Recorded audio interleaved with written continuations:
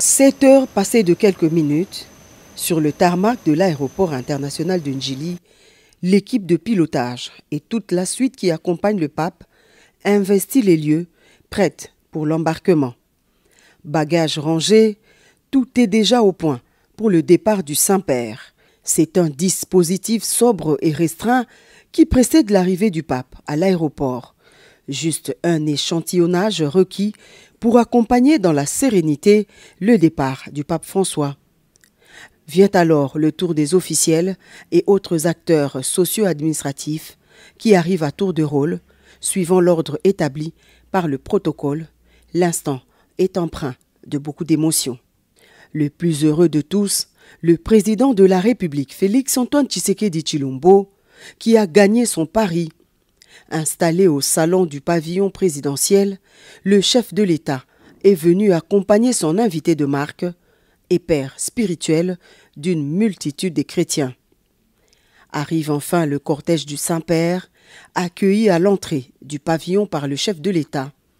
Le temps d'un aparté de quelques minutes entre les deux personnalités dans ce cadre VIP où se trouvent également quelques officiels venus recevoir la bénédiction du prince de l'Église.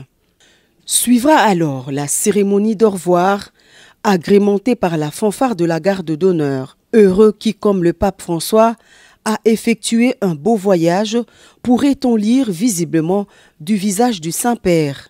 Sur son sacré fauteuil roulant, avec à ses côtés le président de la République, le pape, encadré par sa suite, a arpenté le tapis rouge, déroulé pour la circonstance, jusqu'à prendre place à bord de son avion de pèlerin, l'Airbus de l'Itea Airways, qui s'envole pour Djouba, capitale du Soudan du Sud. Des instants d'adieu émouvants. Rencontrer le Saint-Père, c'est le souhait de tout prêtre.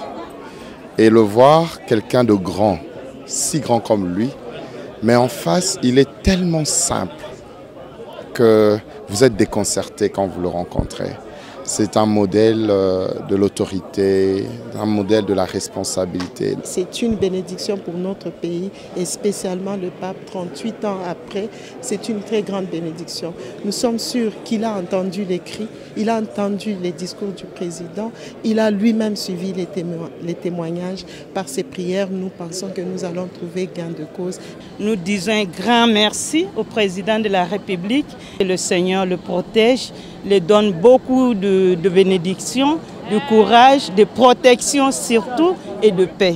Ainsi s'achève la mission apostolique de 4 jours effectuée par le pape François en République démocratique du Congo.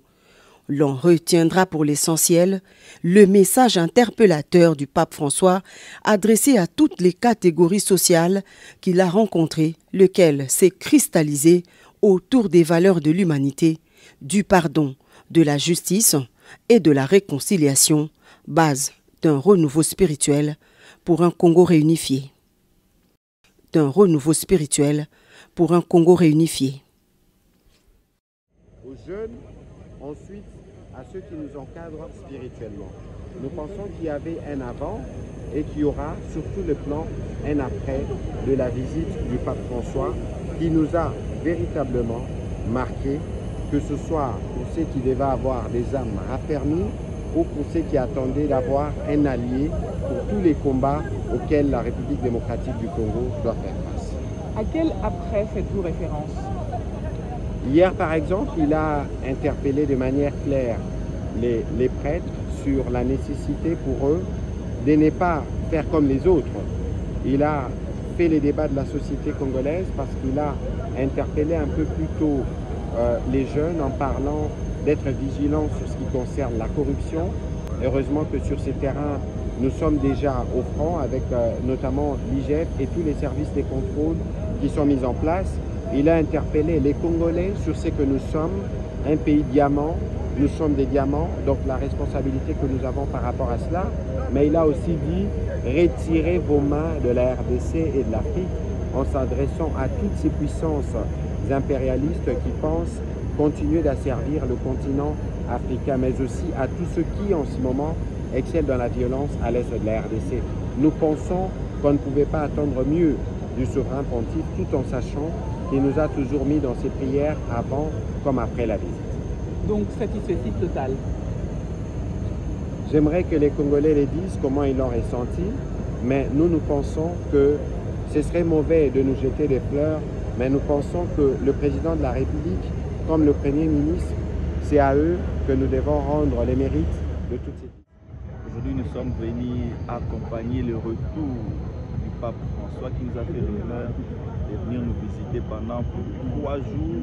Il était ici en RDC, il était à Kinshasa. C'est vraiment une grâce, c'est une grâce. Et des gens comme nous d'ailleurs, nous sommes nés, on a entendu on nous a bien sûr raconté qu'il y a un pape, Jean-Paul II je pense, qui est passé ici à Kinshasa, 38 ans passés.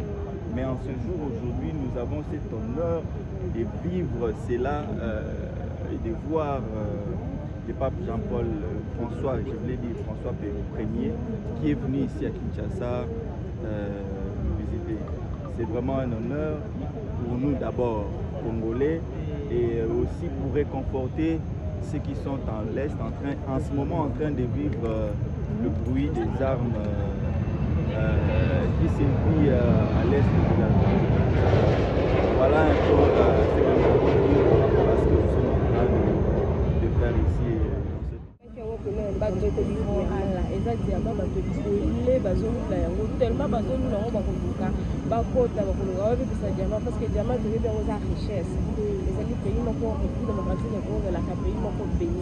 Voilà pourquoi là on a mis pape, parce que déjà pays nous c'était notre pape, c'est totalement un moment de l'histoire. Après 36 ans, après 39 ans, 38 ans plus tôt, est-ce que papa va les